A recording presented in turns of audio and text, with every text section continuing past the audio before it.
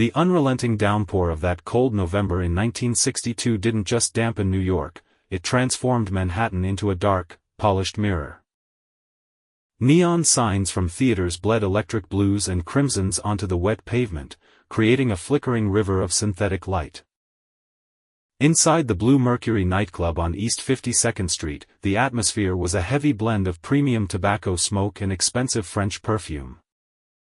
Ruby Castellano stood backstage, adjusting the thin strap of her deep crimson gown while listening to the crowd through the velvet. She had been the headline voice at the Blue Mercury for 3 years. She arrived from Chicago with only one suitcase and a vocal range that possessed an almost supernatural power to move people. Her voice was her only currency in this unforgiving city.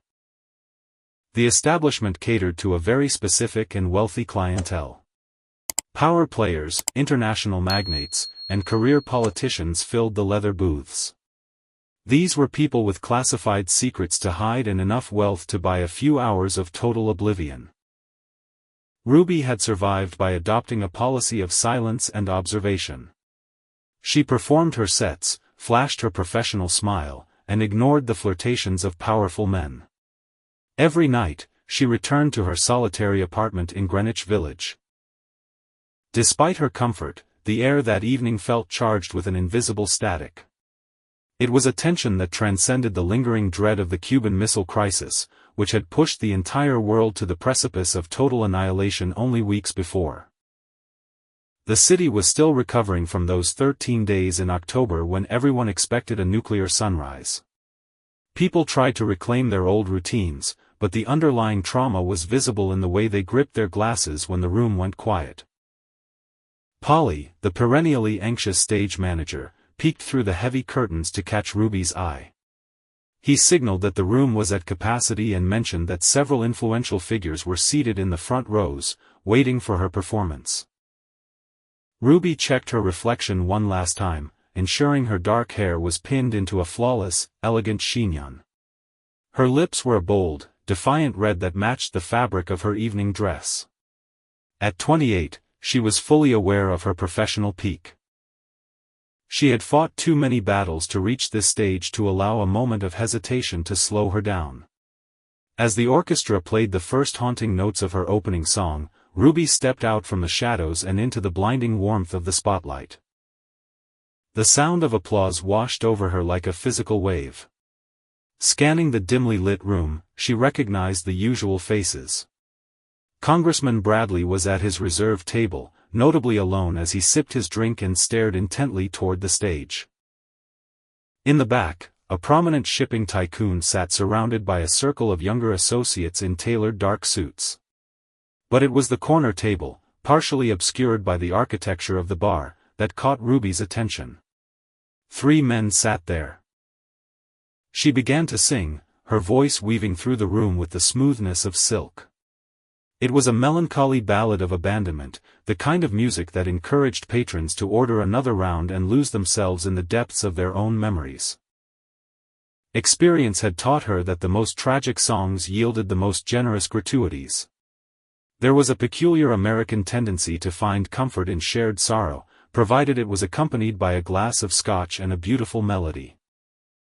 During the transitions between her numbers, she navigated the floor with practiced grace. She accepted the flattery and the offered drinks that she never intended to swallow. The bartender, Tommy, was her silent partner in this daily deception. Tommy would discreetly fill her glass with ginger ale, ensuring she remained sharp and professional. Ruby had witnessed too many talented performers lose their careers to the bottle. She refused to let the nightlife consume her from the inside out. The pivotal moment occurred during her scheduled interval. While leaning against the mahogany bar and pretending to enjoy a fake cocktail, she became aware of a low, rhythmic conversation happening just a few feet away from her right shoulder. The trio from the corner table had moved to the bar to order. One was a tall, fair-haired man with the sharp, chiseled features of a cinema idol. The second was shorter and possessed dark, restless eyes that scanned the room with predatory intent. The third individual was older, perhaps in his late 50s, with distinguished silver hair and a heavy gold watch. They were speaking Russian. The sound caused Ruby's pulse to quicken instantly. She recognized the phonetics of her heritage. Her grandmother had fled the old country just before the revolution, bringing the language with her to the States. Ruby had grown up immersed in those sounds. Though she rarely used the tongue herself, she understood every nuance and inflection perfectly. The silver-haired man was whispering about an upcoming rendezvous and the necessity of moving specific files. The blonde man uttered a name, Petrov, and provided a set of coordinates located near the industrial docks in the Red Hook area. The dark-eyed man chuckled, remarking in Russian about the startling incompetence of American counterintelligence. Ruby kept her face an unreadable mask of indifference, continuing to sip her non-alcoholic drink as if she were miles away. She adjusted her position to look toward the band, but every nerve in her body was focused on the men. Their decision to speak Russian so openly in a public Manhattan club struck her as a terrifying display of pure arrogance. They clearly assumed that no one in this bastion of capitalism could decode their words.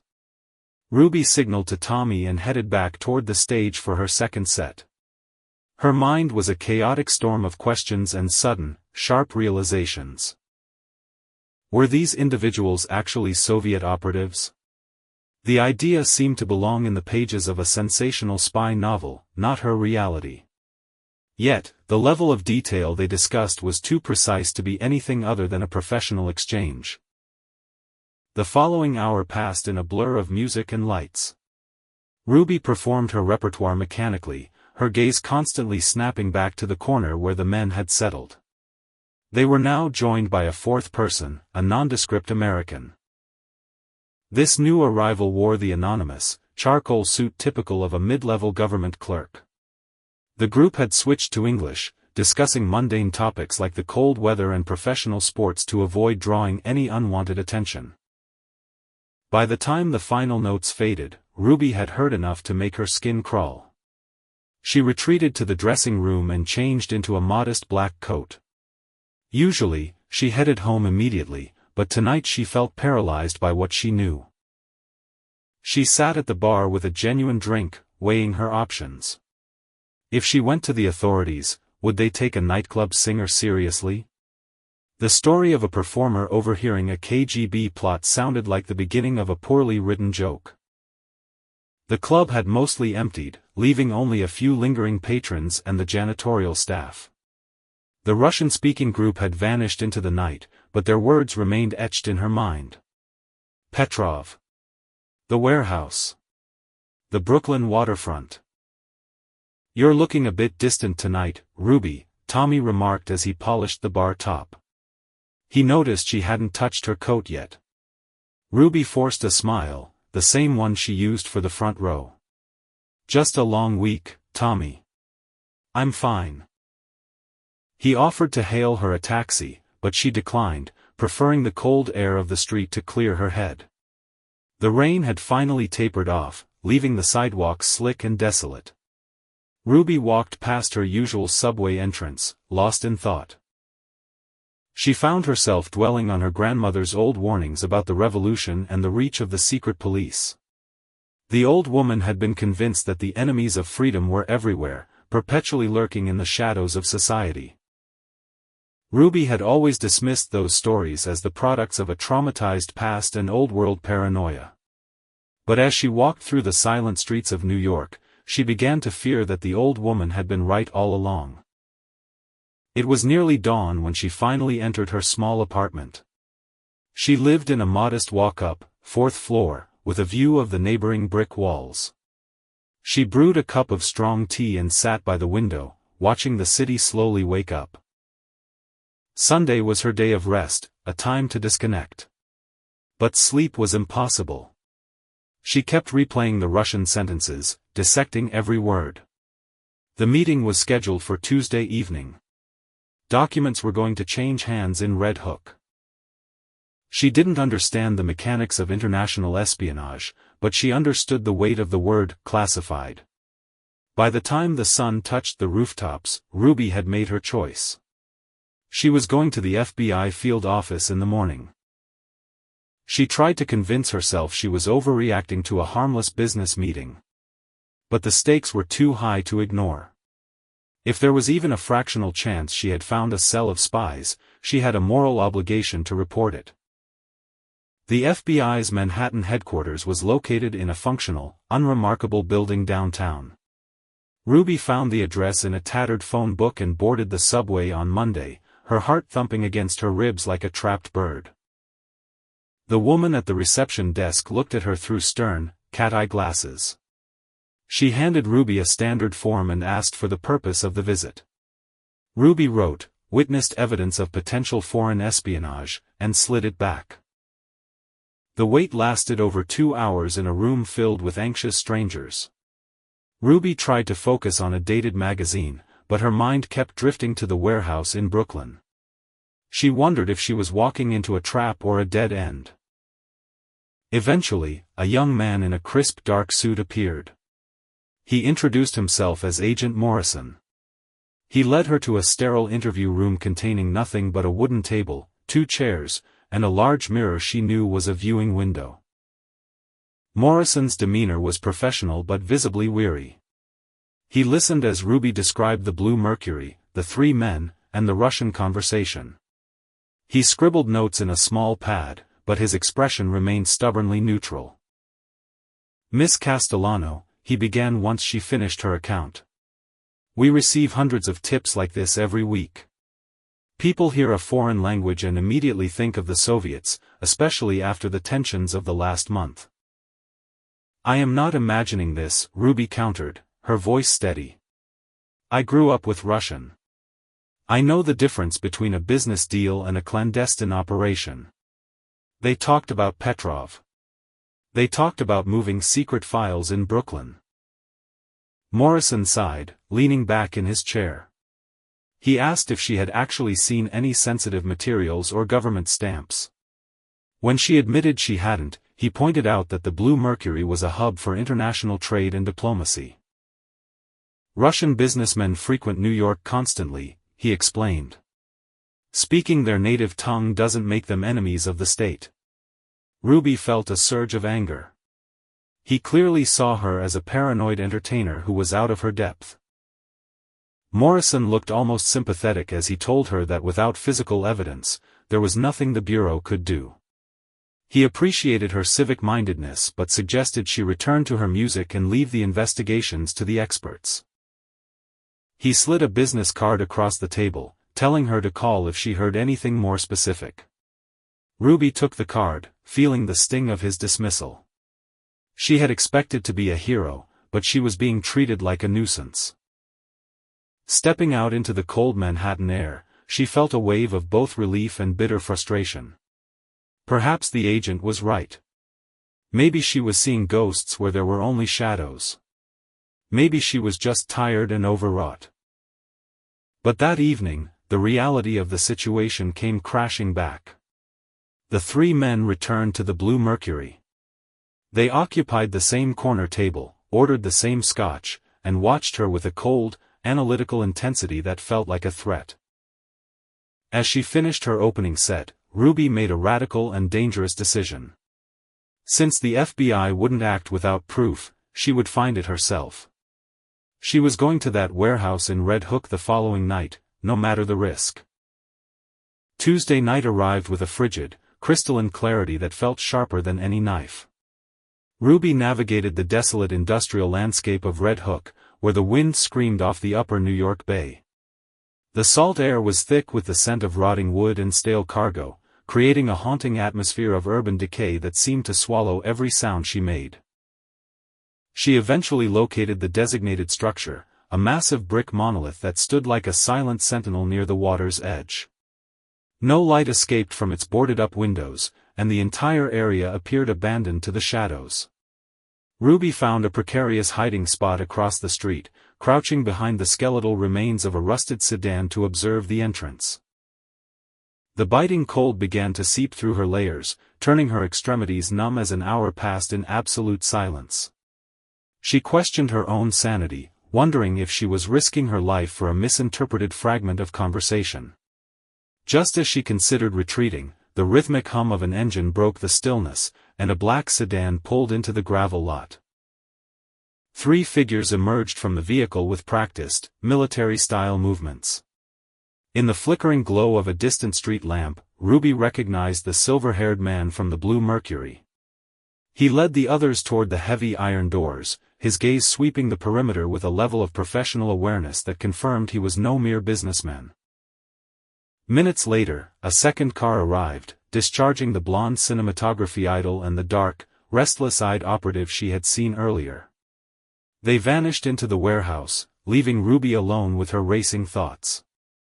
She knew she was violating every protocol Agent Morrison had mentioned, but the need for definitive proof outweighed her instinct for safety. After 30 minutes, the heavy doors groaned open again, and the group re-emerged into the night air. They were speaking English now, their voices carrying fragments of mundane talk about logistics and future travel.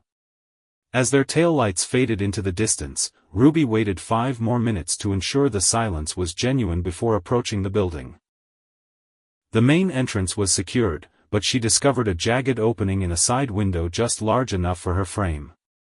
With a surge of adrenaline, she pulled herself up and tumbled into the cavernous interior. The air inside was stagnant, heavy with the oppressive smell of lubricating oil, damp timber, and the lingering phantom of cigarette smoke. Using a small penlight, she swept the room until she found a makeshift operations center in the corner. A wooden table was cluttered with overflowing ashtrays, discarded coffee cups, and a disorganized pile of documents. Ruby reached for the papers, her heart stopping when she saw the intricate schematics and columns of Cyrillic text covering the pages. Although her technical knowledge was limited, the labels were unmistakable: rocket stages, liquid oxygen, and thrust-to-weight ratios. These were not commercial designs, they were blueprints for intercontinental ballistic missiles capable of carrying nuclear payloads. Her hands trembled as she realized the catastrophic nature of the intelligence sitting before her.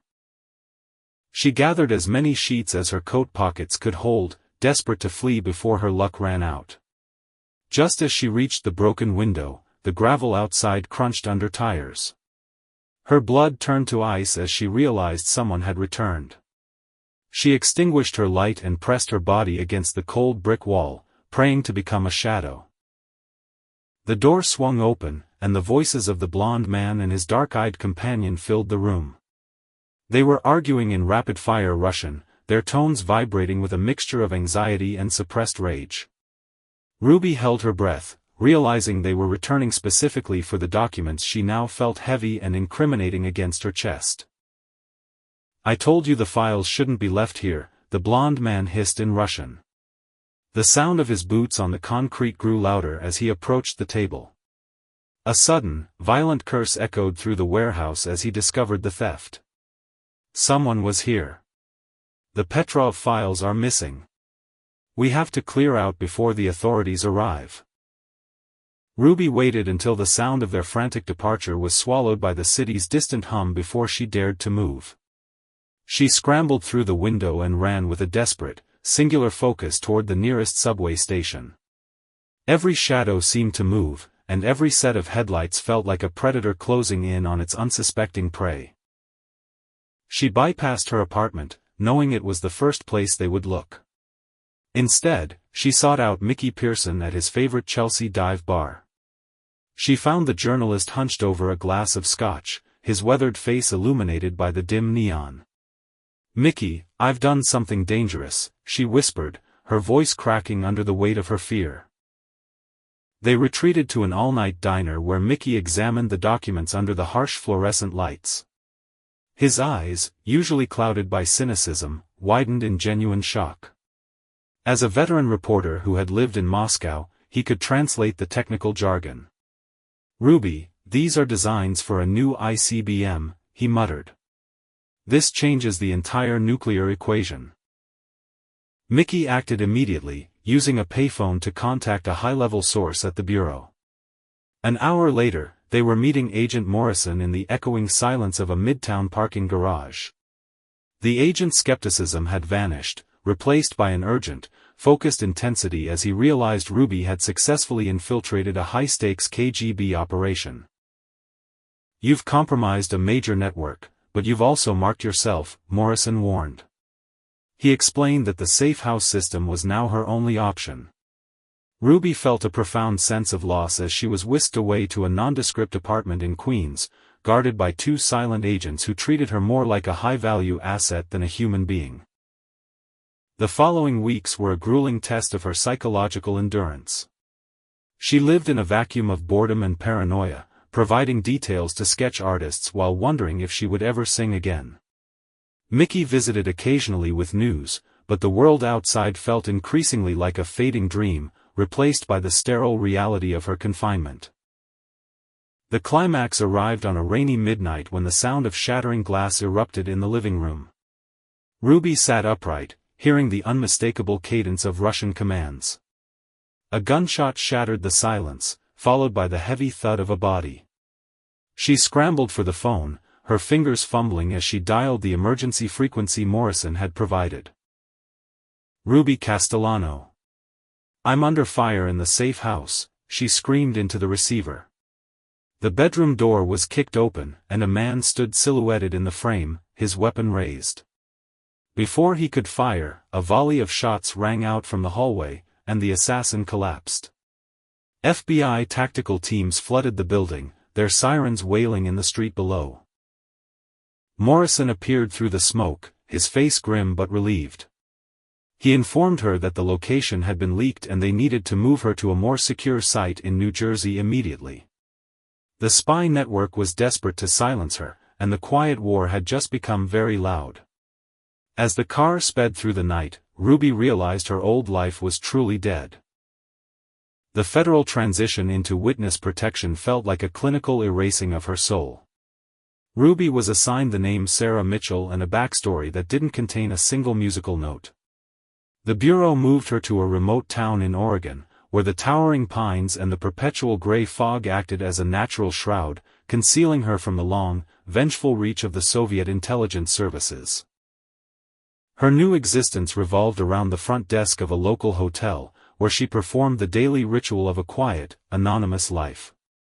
Every hour was a lesson in restraint, a jarring shift from the electric energy of Manhattan. She deeply missed the heat of the spotlight and the silk of her crimson gown, but in this new world, she was merely a silent observer in a town that had no use for jazz. Mickey Pearson remained her only anchor to the truth, sending coded messages and news reports regarding the collapse of the spy ring. From her distant exile, she watched as the legal system dismantled the operation she had exposed. The silver-haired diplomat was expelled under a cloud of scandal, while the two technicians were led away to serve life sentences in federal penitentiaries. Mickey eventually published a comprehensive account of the counterintelligence victory, though he omitted Ruby's identity to ensure her continued safety. He wrote of a phantom witness whose intuition had paralyzed a major KGB initiative. Ruby read his words with a bitter pride, feeling the weight of a heroic legacy that she was forbidden from sharing with anyone in her current life. After a year of isolation, the silence was broken when Mickey appeared at her door in Oregon. He looked exhausted, the lines of his face etched deeper by time, but his eyes conveyed a sense of finality. He informed her that the primary threats had been neutralized and the ringleaders were gone. The FBI had finally agreed that it was safe for the singer to emerge and reclaim her stolen identity. Returning to New York was akin to walking back into a vivid dream. Her old apartment had been leased to strangers, but the Blue Mercury remained an unchanged sanctuary of neon and smoke. The owner embraced her with genuine tears, confessing that a half-dozen replacements had failed to capture the unique soul she brought to the stage. That night, she prepared to sing for a city that had moved on. The decades marched forward, and the sharp anxieties of 1962 were smoothed by the relentless passage of history. Ruby remained a permanent fixture at the club, her voice maturing like fine tobacco, becoming richer, darker, and more resonant.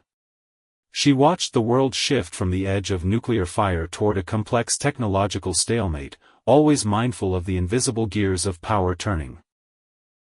One rainy evening in 1975, a figure from her clandestine past reappeared at the bar. It was Dmitry Vulov, the operative with the restless eyes, now distinguished and dressed in an expensive Western suit. He revealed that he had defected years ago and built a new life as a financier. He wasn't seeking retribution, but rather a final look at the woman who had effectively dismantled his career. Over a glass of vodka she refused to touch, Volov spoke of the inherent complexity of their old struggle. He argued that the stolen plans were merely a single move in an eternal game of shadows where the balance of power rarely shifted for long. Despite his cynicism, he expressed a profound respect for her courage, admitting that her decision to act had been a rare moment of absolute moral clarity. Ruby eventually retired at the age of 65, relocating to a modest house in Connecticut. She traded the scent of club smoke for the fragrance of damp soil, finding a new kind of peace in the quiet rhythms of her garden. Mickey passed away in 1995, taking the full details of her story with him. She lived as an ordinary woman, though her mind remained a vault of classified memories. In 2012, Ruby died peacefully in her sleep at 80 years old. Her public obituary detailed her musical contributions but stayed silent about her role in the Cold War. However, a week later, the FBI delivered a package to her estate. It contained the Intelligence Medal of Merit and a letter from the director, finally acknowledging the civilian who had changed the course of history in 1962. A private ceremony was held at the Bureau's headquarters in Washington, attended by a small circle of retired analysts. Agent Morrison, now frail but sharp-eyed, spoke of her silent heroism. He had kept her photograph on his desk until his own end, a tribute to an ordinary woman who saw something wrong and acted without hesitation, leaving a legacy that required no applause to be true. The Blue Mercury was eventually demolished in 2015 to make way for luxury apartments, its velvet curtains hauled away as debris.